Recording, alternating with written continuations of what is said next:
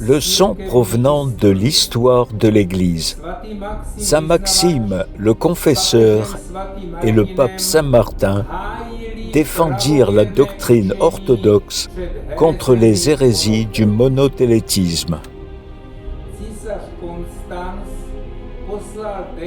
L'empereur Constant envoya au pape Saint Martin un décret appelé Typos, rédigé par le patriarche hérétique Paul II.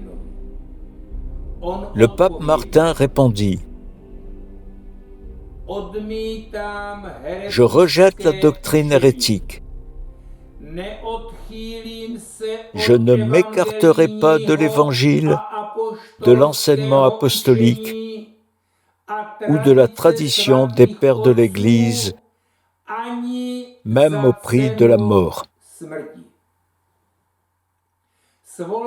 Il convoqua un concile local à Rome sur les conseils de Saint Maxime, concile où l'hérésie fut condamnée.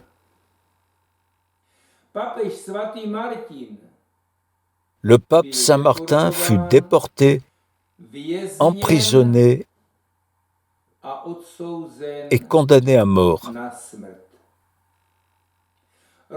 Bien que cette peine fût modifiée, il mourut des suites des dures conditions de la prison en 655. Saint Maxime fut invité à adopter la nouvelle doctrine. Il répondit non, parce que les dirigeants de cette Église, en rejetant les conclusions des 4 conciles généraux, se sont exclus de l'Église. Ils perdirent ainsi leur autorité et leur sacerdoce, comme cela fut déclaré lors du Concile de Rome. C'est pourquoi je demande, quels sacrements peuvent-ils administrer ?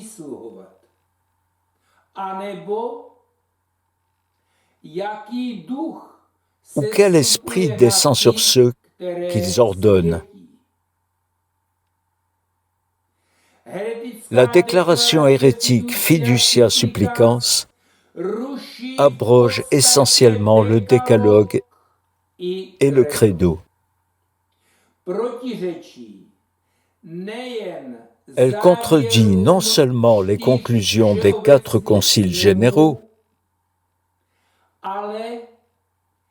mais aussi l'Évangile et toute la tradition.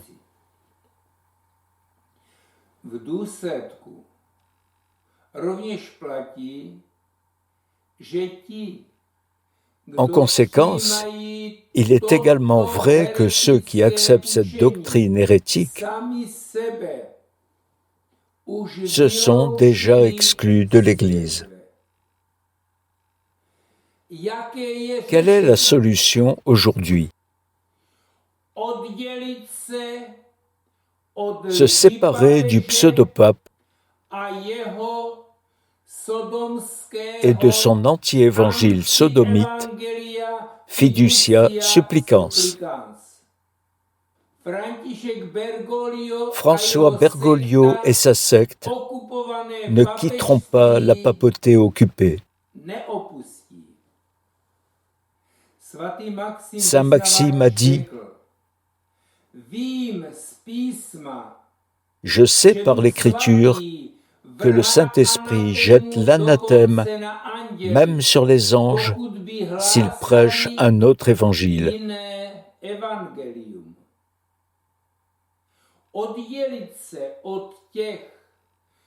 Se séparer de ceux qui sont déjà séparés du Christ ne constitue en aucun cas un schisme.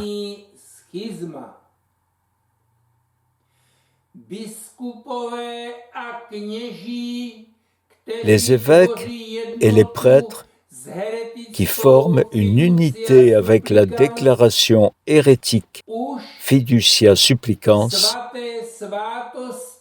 célèbrent les saints sacrements de façon non valable.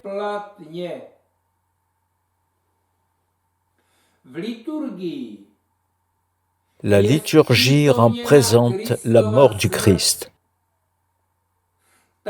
La mort du Christ triomphe du péché. Fiducia Supplicans, quant à elle, bénit le péché.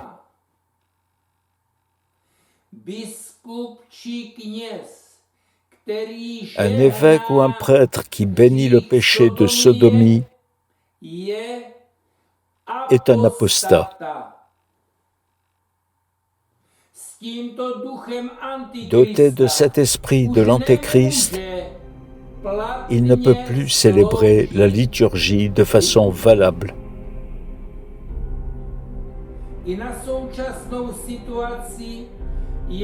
La question posée par saint Maxime, suivie de sa réponse, s'applique à la situation actuelle. Quels sacrements peuvent désormais être administrés par ceux qui approuvent la bénédiction de la sodomie? Ils se sont exclus de l'Église. Ainsi, ils ont perdu leur autorité et leur sacerdoce.